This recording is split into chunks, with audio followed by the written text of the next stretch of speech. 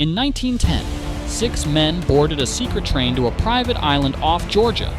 No reporters, no minutes, no trace. They returned with an idea that would shape every wage, loan, and war since.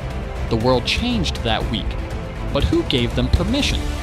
Let's find out in the invisible power controlling your money. Some moments reshape nations without a single gun fired.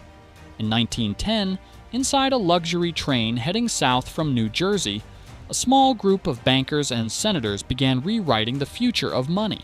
They traveled in total secrecy, using fake names, hiding from journalists, even instructing porters never to speak their real identities.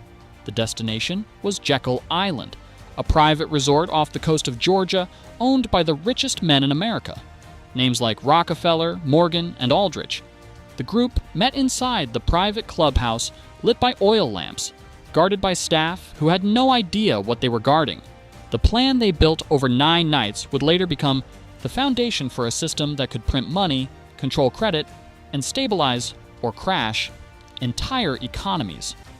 Senator Nelson Aldrich, known as the general manager of the nation, led the talks. With him were Paul Warburg, a German banker with deep European ties, Frank Vanderlip from the National City Bank of New York, and Henry Davison, a senior partner from J.P. Morgan and Company. Together, they designed something no country had ever seen before: a centralized private bank with public power. They called it a reserve system, but the real goal was control. By pooling gold, managing currency, and setting interest rates, they could prevent financial panics or trigger them at will. The idea sounded noble. Protect the nation from another crisis, like 1907, when banks collapsed and J.P. Morgan himself had to bail out the U.S. Treasury with $25 million in gold. But behind that noble front lay a shift that would move power from Congress to the banking elite. 3 years later, on December the 23rd, 1913, while most lawmakers had gone home for Christmas, the Federal Reserve Act quietly passed. Few read the full bill, even fewer understood it. Yet from that night forward, America no longer truly controlled its own money supply.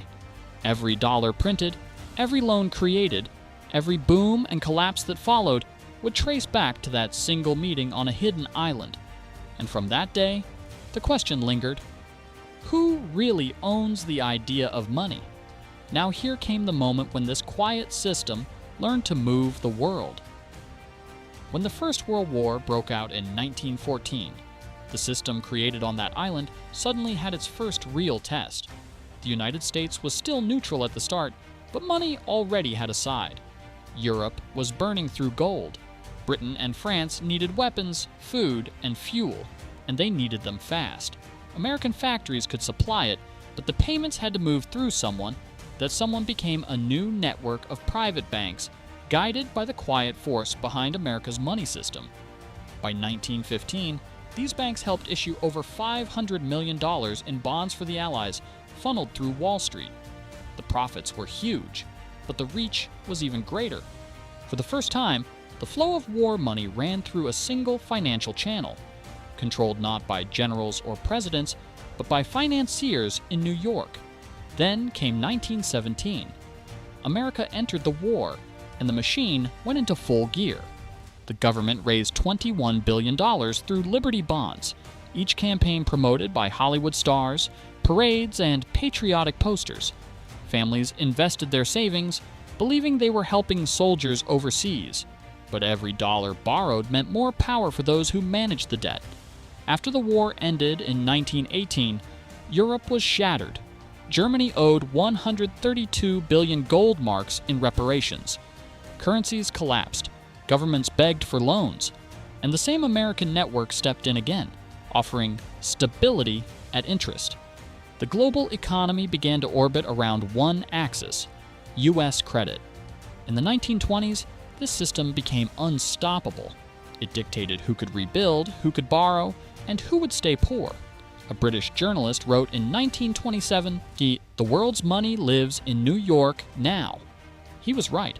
However, the same power that could lift nations could also destroy them. When markets turned greedy and credit ran wild, the collapse was inevitable. Therefore, in 1929, when everything finally broke, it wasn't just a market crash. It was the moment when the idea of money itself came under question. The system had survived war, but the real test was yet to come, surviving its own creation. The 1920s looked golden from the outside. Jazz, cars, skyscrapers, everything felt like progress. Money seemed endless, and credit was flowing like never before. People bought homes, stocks, and even vacations with borrowed cash. The world believed the machine behind it all was perfect. However, perfection never lasts. The same system that kept banks alive after the war began feeding them easy money. Interest rates were low, loans were high, and speculation became an addiction. By 1928, brokers were lending $8 billion for stock purchases, more than the entire federal budget. Everyone thought they were rich, but they were rich on paper. Then came October 24th, 1929, Black Thursday. The market crashed so fast that phone lines jammed, ticker machines stopped printing, and brokers shouted in disbelief. Within a week, the Dow Jones lost 40% of its value. Millions of small investors saw their savings vanish before lunch. Banks began to fail one after another. By 1932, 5,000 banks had collapsed. Families lost homes, farmers burned crops they couldn't sell, and unemployment hit 25%. Bread lines stretched across New York and Chicago. The same public that once trusted the system now saw it as a trap. Therefore, under President Franklin D. Roosevelt, America tried to reset everything. In 1933, he signed the Emergency Banking Act and ordered all citizens to hand over their gold, nearly $2.8 billion worth. In return, they received paper dollars backed by government faith instead of gold. The link to real metal was gone, replaced by belief. The system survived again, but something fundamental had changed. The idea of money shifted from value to trust. From that moment on, paper itself was power, and whoever managed its flow could move the world without firing a bullet. The Great Depression taught one painful truth: when faith collapses, money follows. Therefore, to keep faith alive, new rules had to be written, and soon, those rules would turn global. In 1944, while the world was still fighting its deadliest war, another kind of battle was taking place behind closed doors: the war for control over global money. 730 delegates from 44 nations gathered at a small resort in Bretton Woods, New Hampshire.